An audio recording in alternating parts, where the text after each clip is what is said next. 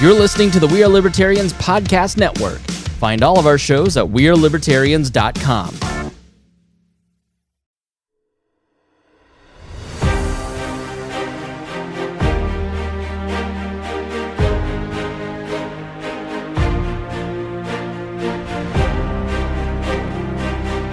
I have a question for you. What will your legacy be?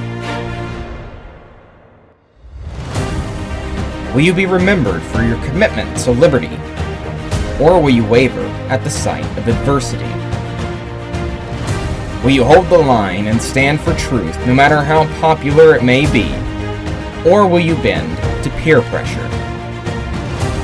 Will you let your faults and failures define your story, or will you overcome your challenges and push forward in pursuit of something greater? Will you stand firm and be a champion of freedom, or will you let it be said that you did nothing? Throughout our history, ordinary people have risen to the occasion to do extraordinary things in the name of liberty. These people were not perfect, far from it. Yet in spite of their faults and failures, they never looked back. No matter how many times they fell, they continued to get back up. This is their legacy. Because of their commitment, our world is more free. Each and every one of us has the power to follow in their footsteps. It's up to us to pick up that torch.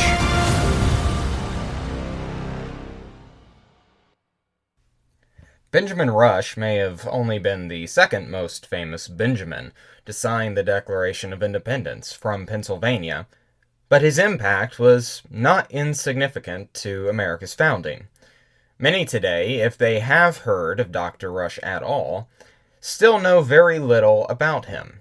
Although he signed the Declaration of Independence, he was not yet elected to Congress for the vote on July 2nd. Still, putting his name on that document meant certain death if Americans lost the war. He signed it because he was committed to individual liberty. The idea that people can and should be free of oppression. But it went far beyond the cause of independence. He was a humanitarian as much as he was a patriot.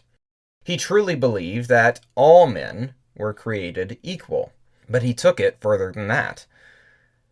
He thought that all people should be treated equal no matter race, sex, or class. Although certain medical practices that he had championed are now understood to be harmful rather than helpful, that was more of a reflection of his time than it was of him. However, he also revolutionized the medical industry in other ways, mostly social. He championed reforms to both the treatment of patients and prisoners. To him, these reform efforts were not only just, but also humane. Perhaps due to the blending of his interests in medicine and liberty, he is now often referred to as the father of American psychiatry. Still, perhaps his most significant contribution was his ability to heal old wounds. Not physical wounds, mind you, but emotional ones, personal ones.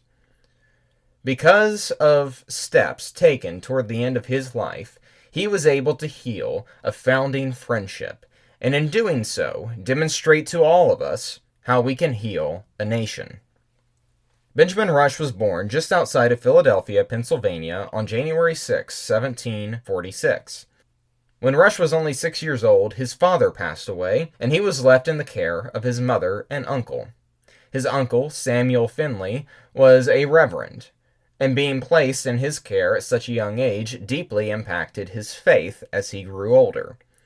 It also impacted his education, as Finley had him attend an academy that he ran until Rush was accepted to the College of New Jersey, which would eventually become Princeton University. His intrigue for the medical field truly blossomed here. By the end of his 5 years there, he decided he would pursue medicine as a career and took his next steps to become a doctor. He was trained through an apprenticeship with Dr. John Redman, a Philadelphia physician, in the early 1760s. Redmond saw the potential in Rush and encouraged him to travel to Scotland and attend the University of Edinburgh, where he could claim his MD. His upbringing and education in his early life demonstrated the great potential that he possessed to become a brilliant physician. But that says nothing of his ability to be a revolutionary patriot and an enlightened thinker. Furthermore, his education and upbringing is hardly what makes Rush special. Surely, there were plenty of people who, while not following Rush's exact path, had experienced the same level of education or greater. And usually they were much wealthier than Rush could ever hope to be. By 1769, he had demonstrated that he could be successful, but going into the early 1770s, he was about to demonstrate that he was destined for greatness. During his time in Europe, he would make one of his first founding friendships with a fellow Pennsylvanian, Dr. Benjamin Franklin. Returning to America in 1769 after becoming a doctor, Rush opened up a practice and started teaching chemistry in the medical department of the College of Philadelphia. As Dr. Rush established his name and practice in America, his worldview began to deepen. It is clear that his view of the practical and political world informed his medical views and vice versa. He treated everyone, man or woman, black or white, rich or poor. His understanding of natural rights and equality before the law started to solidify due to this. Some may have been shy to touch on the divisive issue of slavery, but not Benjamin Rush. He became a fierce advocate for the abolition of slavery and helped to organize the Pennsylvania Society for promoting the abolition of slavery and the relief of free Negroes unlawfully held in bondage. Admittedly, that is not the catchiest name. Nonetheless, it was the first anti-slavery society in America, and certainly impacted the debate around slavery for years to come. As his political activities grew, his interests and passions seemed boundless. In addition to his opposition to slavery, he was a vocal advocate for independence. As the 1760s turned into the 1770s, he joined the famous, or rather infamous, patriot group, the Sons of Liberty, who frequently organized protests opposing the Crown and British rule. More prominently, Rush had a way with his pen. He promoted his strong opinions in the local newspapers through articles and columns, much like his fellow Philadelphian, Benjamin Franklin. Not too long after his patriot activities picked up, Rush became friends with another prominent writer for his time, Thomas Paine. The two hit it off immediately, and soon agreed to start working on a pamphlet together. Rush wrote down some general thoughts about what the American cause is, and gave them to Paine to put down in a pamphlet. Once Benjamin Rush helped Paine complete his draft, he helped him find a publisher who had enough courage to run potentially treasonous material. He found a Philadelphia printer named Robert Bell to publish the first 1,000 copies. Thomas Paine had an idea to call the pamphlet Plain Truth at first, but Rush allegedly suggested its final name, Common Sense. As the colonies neared revolution, Benjamin Rush became more engaged in the patriot cause beyond the pen. After the Boston Tea Party, the colonies were sent into a frenzy, with anti-British sentiment running a new all-time high. In 1774, the First Continental Congress met in Philadelphia, where they discussed primarily their relationship with Great Britain. Several now famous founding fathers attended this Congress, including John Adams, Samuel Adams, Patrick Henry, Richard Henry Lee, and George Washington. Having so many influential figures in his town during such a revolutionary time had a profound effect on Rush. During this time, the Congress's greatest act, arguably, involved the passage of Thomas Jefferson's Summary View of the Rights of British Americans. In it, he condemned the oppressive nature of Great Britain, defended the Boston Tea Party, and asserted the right of the colonies to govern themselves. He stopped short of calling for independence, but it was a clear precursor of things to come in 1776. After a few edits, Congress agreed to adopt Jefferson's writings and sent it to King George. One thing that was removed from it was a strong condemnation of slavery. Of course, this was a non-starter for many in the Southern delegation. However, his view would be known once some of his allies leaked his original draft. Jefferson's strong position against slavery as a Virginian must have been surprising to someone like Dr. Rush, a Pennsylvanian who never benefited personally from the heinous institution. He would soon discover that after he met Thomas Jefferson, there would be much, in fact, that they agreed upon, and it would blossom into a lifelong friendship. Philadelphia continued to be a hotbed for patriot activity. As America inched closer to independence, Dr. Rush continued to find new ways to engage in the cause. Once the revolution was well underway, he was elected to the Pennsylvania Provincial Conference, whose duty was to select delegates to send to the Second Continental Congress. Unfortunately, Pennsylvania's delegation was a major roadblock to the cause of independence. The vote had to be unanimous, but the colony's own John Dickinson was the leading voice who favored making amends over separation. In the months leading up to the final vote, he sparred repeatedly with John Adams and others who strongly favored the latter. Benjamin Rush, despite firmly believing in the American cause, did not get a say in this debate. He wasn't elected to the Congress at this point. If he had been, our story of independence might have turned out much differently. But instead, Dickinson drew out the process until the final hour. In July of 1776, he understood that he was not going to win the argument, but he could not put his name to the Declaration of Independence. He removed himself from the vote, not conceding, but also not obstructing. With the loudest voice for reconciliation now pacified, independence had been secured. Shortly afterward, Dickinson left to join the militia, and Pennsylvania decided to send a new delegation to Congress to represent them. This time it was one with a more revolutionary view of the issues that they faced. Included in their new delegation was Dr. Benjamin Rush, ready as ever to alleviate the British disease plaguing America. He arrived in Congress on July 22, 1776, and signed the Declaration on August 2nd. Upon his arrival, he sparked up several friendships with many of his colleagues that would last for years to come. Perhaps his two closest friends in Congress were John Adams and Thomas Jefferson. Jefferson would only remain in Philadelphia for another month after Rush arrived in order to serve in Virginia's House of Delegates. John Adams, however, would remain in Congress until 1777. Similarly, Dr. Rush also left Congress in 1777 in order to serve as the Surgeon General for the Middle Department, or the Middle States, of the Continental Army. Unfortunately, this appointment would lead to his most controversial and personally frustrating chapter in his life. Dr. Rush was likable and personal, and deeply cared about those in need. However, he had a few fatal flaws. Most prominently, he was a bit too loose-lipped about his fellow founders, and most notably, General George Washington. As Surgeon General, Benjamin Rush was responsible for the medical care and well-being of thousands of troops in the Middle States. He was appalled at the state of the medical services for Continental troops. He placed the blame of the mismanagement on the head of the Director General, Dr. Shippen, and wrote to Washington in an effort to correct this situation.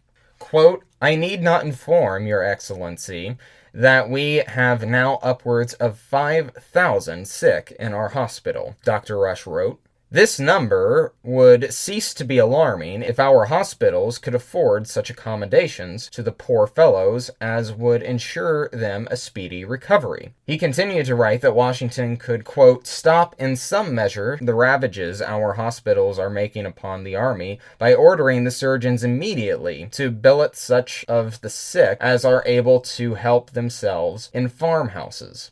Washington was all too familiar with the lack of medical supply and what the spread of disease was doing to his army, but there wasn't much that he could do on the matter without congressional approval.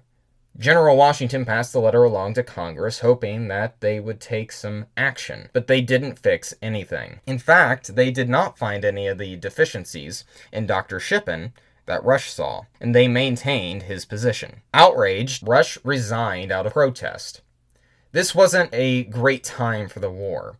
Washington wasn't winning too many battles, and the ones that he did win barely convinced the troops to remain in the fight. Many would simply not re-enlist after their contracts, and a few would even desert. This fact, coupled with the handling of the health issue, led to Dr. Rush questioning Washington's leadership capabilities. Perhaps he was the common denominator in these setbacks. Maybe if the army had a new commander-in-chief, they'd have better luck on the war front, and the troops would have more medical supplies. Dr. Rush's assessment greatly simplified the issues the American cause was facing at the time. Indeed, Washington did struggle, but anyone in his place would have, and likely to a greater degree. His support in Congress was minimal at best. He was walking a very fine line between taking charge of the war effort and acquiring too much power for himself. Nothing about the war in 1776 and 1777 was easy. And even when they did eventually start to win some victories, it would often be undermined by dramatic defeats later on. Still, to Rush, it all seemed like common sense. Rush wasn't the only one dissatisfied with Washington's performance by late 1777. Several high-ranking officers were becoming disillusioned with the general's capabilities and started to hint to Congress that they should replace Washington with General Gates, who was having a much more successful campaign in the North. Some in Congress were sympathetic to this idea. Even if they didn't question Washington's capabilities, some began to fear the military idolatry forming around him. Should that continue, it could be dangerous to the Republican government they were trying to form. In early 1778, an anonymous letter was written to Virginia Governor Patrick Henry, who was a strong supporter and ally of Washington. The letter suggested that Washington be replaced as commander-in-chief with the likes of General Gates or General Conway. Thomas Conway was an Irishman serving in the Continental Army as a brigadier general after Washington's support.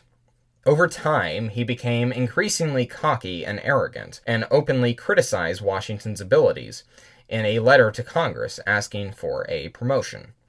Washington had heard of rumors of a plot to undermine his leadership and replace him as commander-in-chief. Allies of Washington found the letters from the likes of Conway and others, which supported the theory, and forwarded it to him. While not exactly a full-blown conspiracy, there was an effort, if even passive, to remove Washington from his post. When Patrick Henry received this letter, it was only further evidence that there were those who sought to replace him.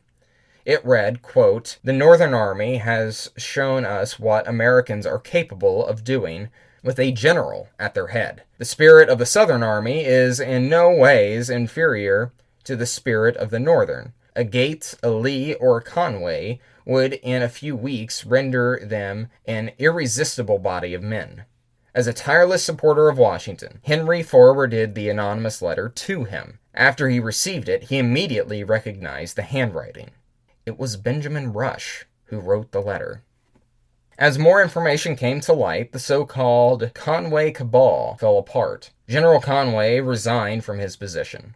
General Gates remained, but was disgraced for his involvement and begged Washington for forgiveness. Benjamin Rush, who was still an army physician, although no longer Surgeon General, also resigned in the spring of 1778. In the years after the Revolution, Rush would acquire a great sense of remorse and regret over his involvement in the cabal. He realized that he should have trusted Washington more than he did, and would go on to offer him continual praise throughout his life. He would later remark that Washington had, quote, "so much martial dignity in his deportment that you would distinguish him to be a general or a soldier among 10,000 people." Following this unfortunate episode, Benjamin Rush returned to his medical practice and teaching starting in 1778.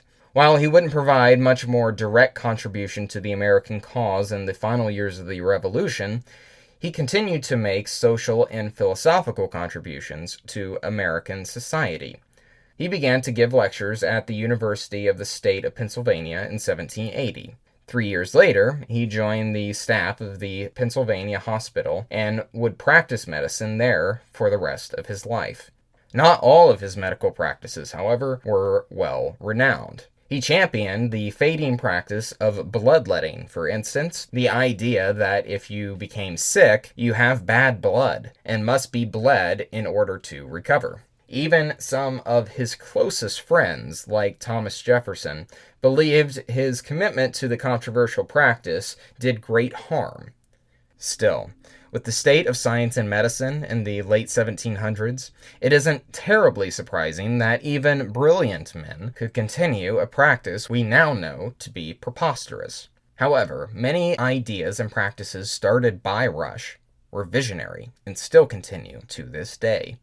Perhaps his greatest contribution to the modern medical industry was his understanding of psychiatrics. Mental health was an area that many people, even the most educated physicians, didn't fully understand. The idea of addiction in many ways was still a foreign concept. If you have a drinking problem, it was thought, simply stop drinking.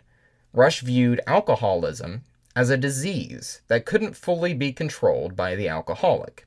He advocated for more therapeutic approaches to fighting addiction, like weaning someone off of an abused substance rather than expecting them to simply stop. Likewise, he advocated for reforms in how to treat mental patients. In those days, mental illnesses were viewed in very simplistic terms. You were either crazy or you were not.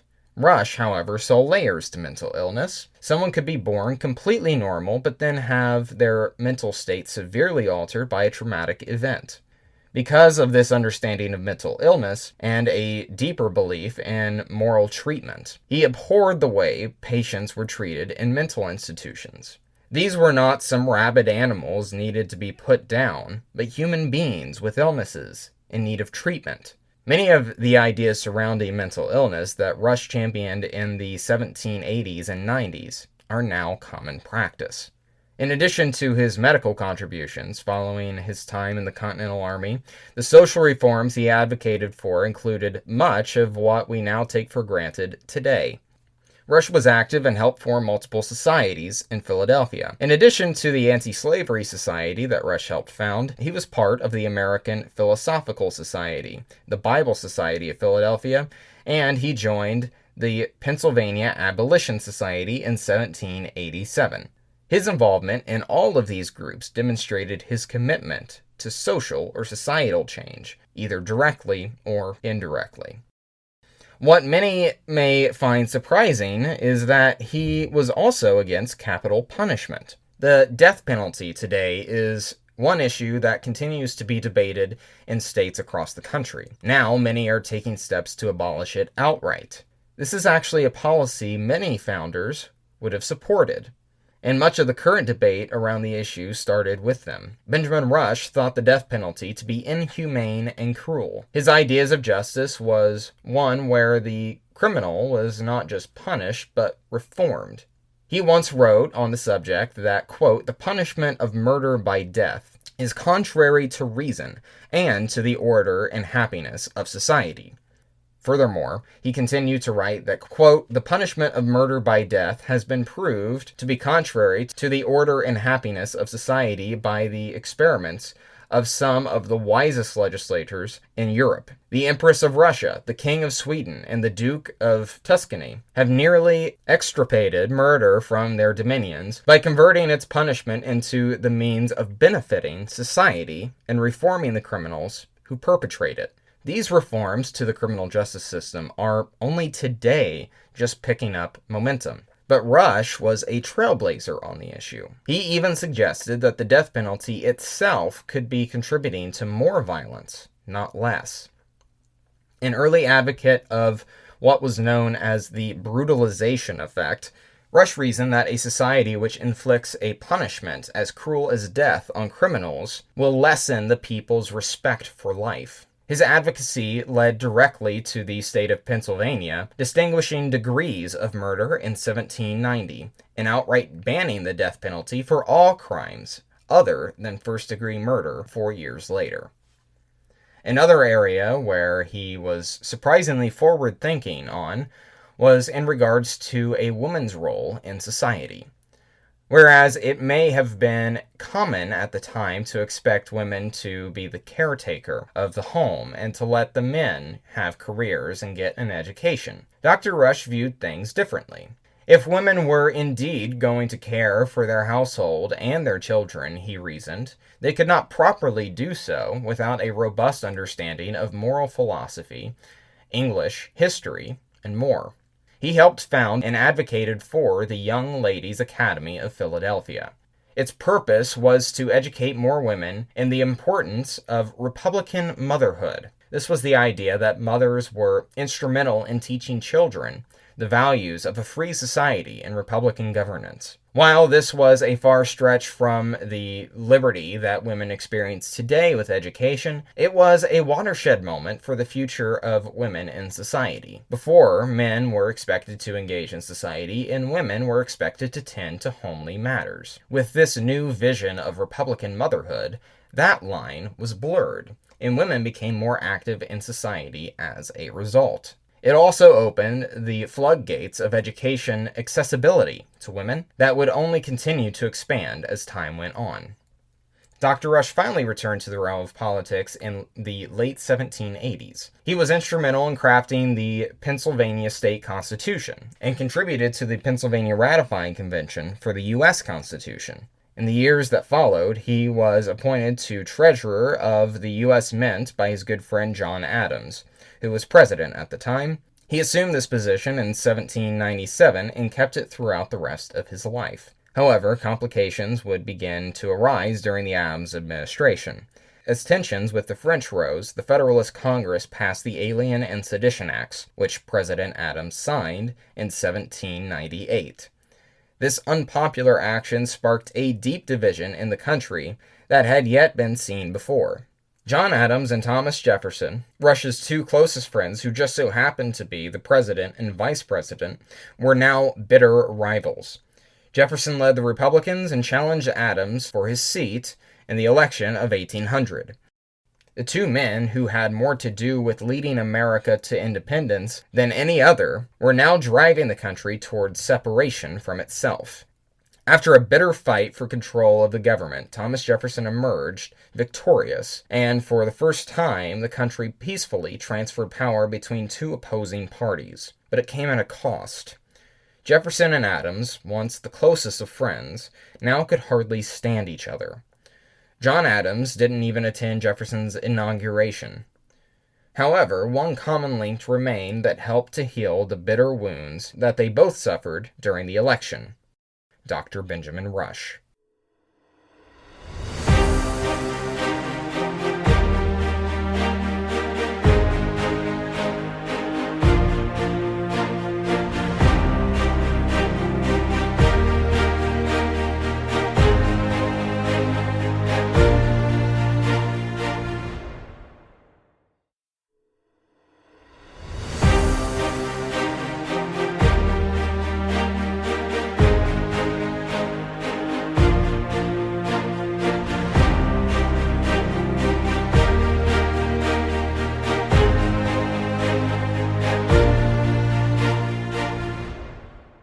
Before the bitter election of 1800, Benjamin Rush and Thomas Jefferson were bonding a friendship stronger than it had ever been prior. Rush maintained a strong relationship with Adams since 1776. His relationship with Jefferson, however, only truly took off after Thomas Jefferson became Secretary of State. In Philadelphia, the temporary capital of the nation, Jefferson joined the American Philosophical Society, of which Rush was already a member of. Throughout the 1790s, Jefferson and Rush would grow to know each other and bond over their many common interests.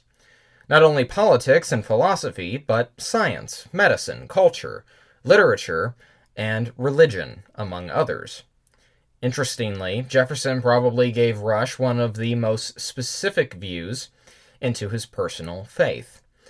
Jefferson's religion is a topic of discussion that is continually discussed and debated to this day. Rush, like many other people, had heard a variety of conflicting reports about Jefferson's faith, most of which were political slander. As a devout Christian, it certainly piqued his interest, so at one point he just outright asked him. In his autobiography, Rush recollects a conversation he had with Jefferson in Philadelphia while he was vice president. When Rush asked him if he had lacked any faith or possessed a dislike of Christianity, quote, he denied the charge and said he believed in the divine mission of the Savior of the world. But he did not believe that he was the Son of God in the way that many Christians believed it. He said he believed further in the divine institution of the Sabbath, which he conceived to be a great blessing to the world, more especially to poor people and slaves. He believed likewise in the resurrection and a future state of rewards and punishments.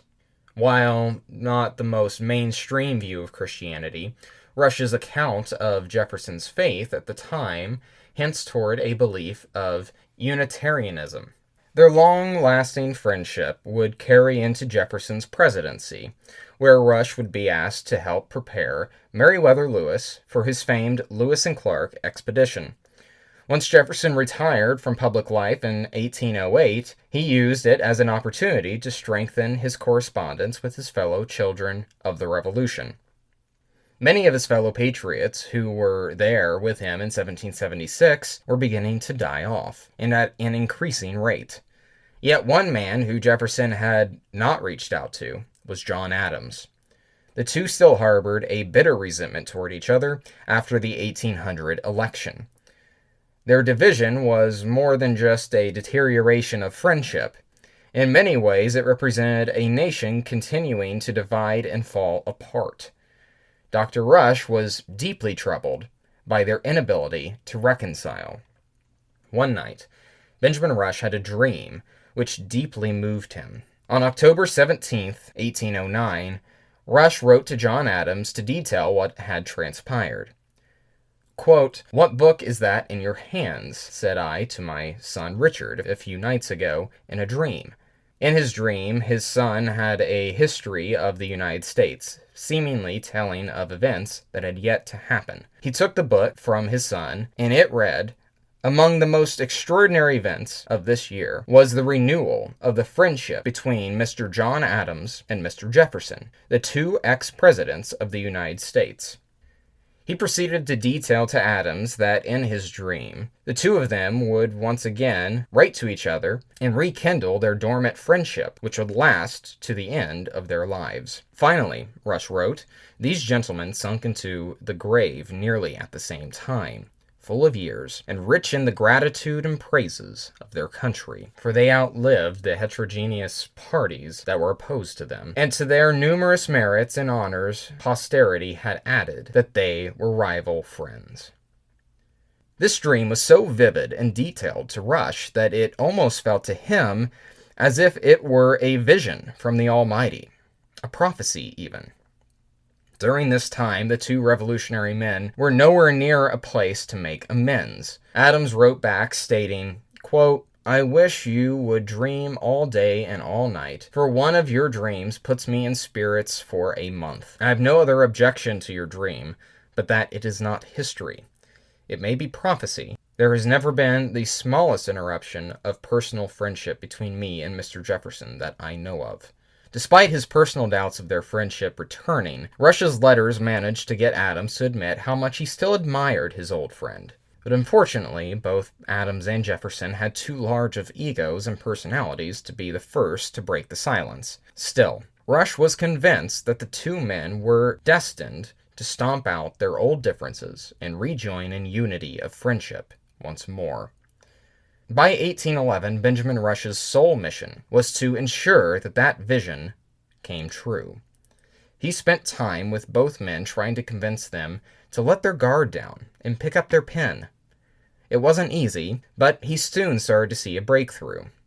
He wrote to Thomas Jefferson in January 1811, mentioning that, quote, Your and my old friend, Mr. Adams, now and then drops me a line from his seat at Quincy. His letters glow with the just opinions he held and defended in the patriotic years of 1774, 1775, and 1776. As he continued to fondly reflect on their old camaraderie, he expressed his desire for the two men to make amends. In fact, he argues that such an act would benefit the cause of republicanism and liberty itself. Posterity will revere the friendship of two ex-presidents that were once opposed to each other. Human nature will be a gainer by it. I am sure an advance on your side will be a cordial to the heart of Mr. Adams, wrote Benjamin Rush. Jefferson wasn't biting. As he wrote back, he stated, quote, I receive with sensibility of your observations of the discontinuance of friendly correspondence between Mr. Adams and myself, and the concern you take in its restoration. This discontinuance has not proceeded from me, nor the want of sincere desire, and of effort on my part to renew our intercourse.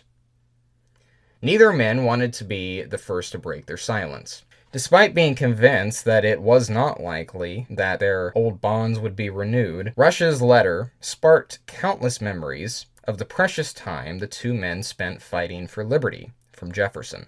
He continued to observe, similar to Adams before him, that, quote, I have the same good opinion of Mr. Adams which I ever had.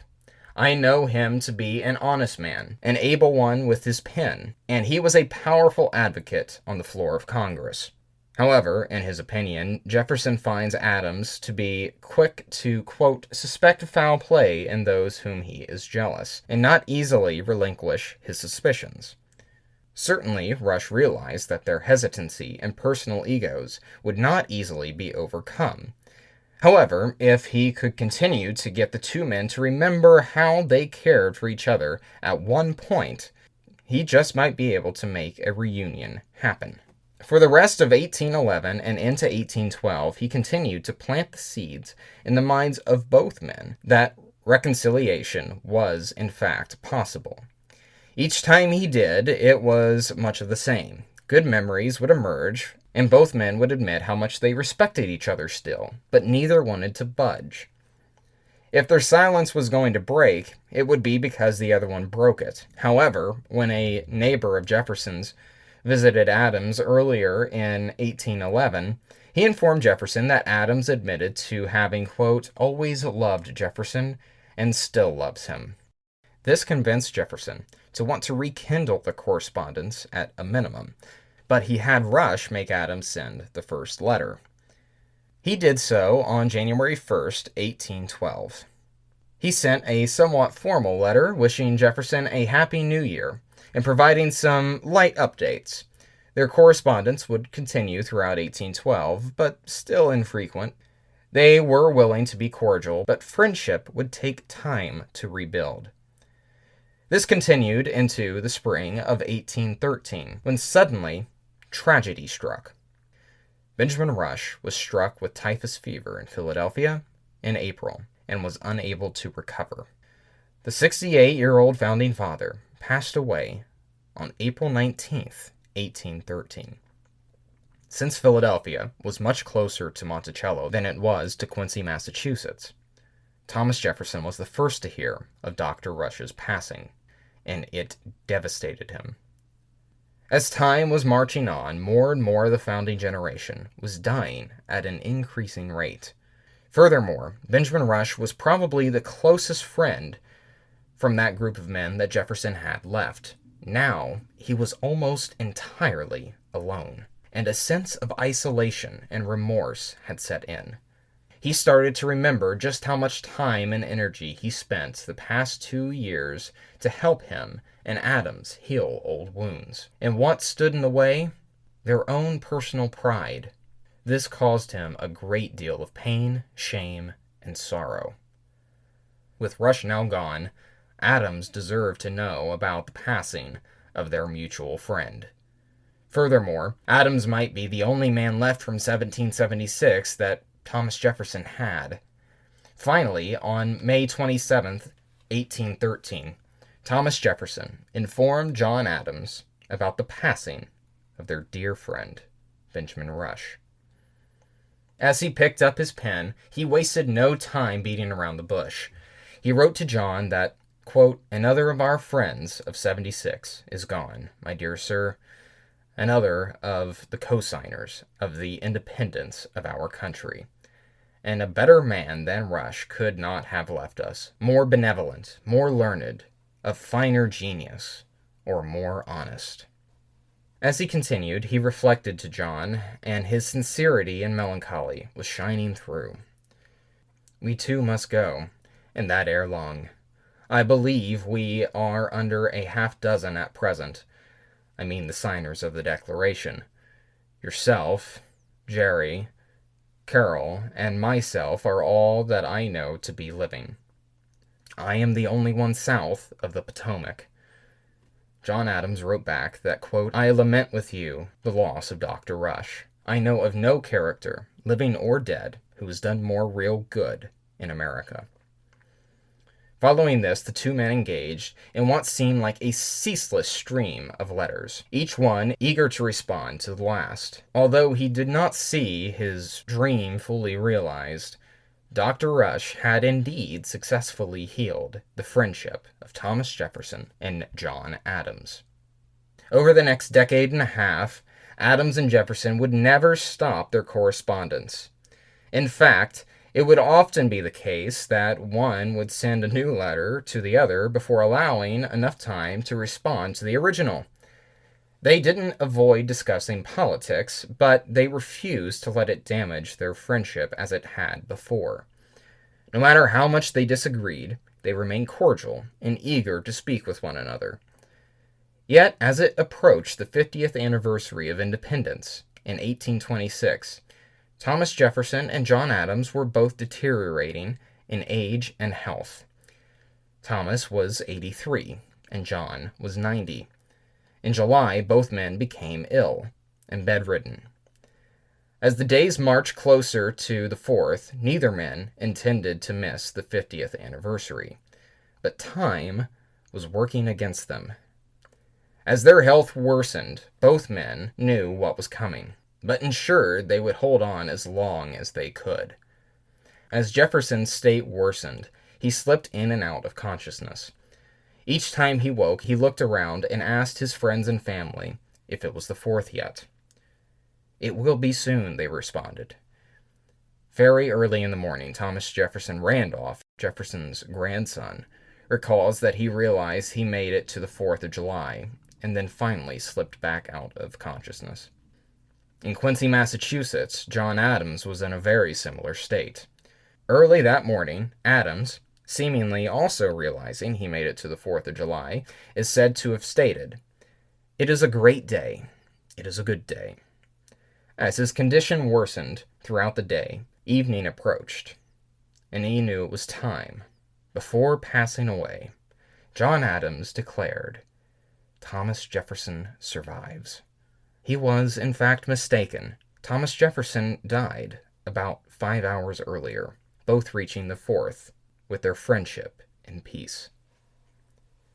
Benjamin Rush's dream stated that the two men would rekindle their friendship and would die near the same time.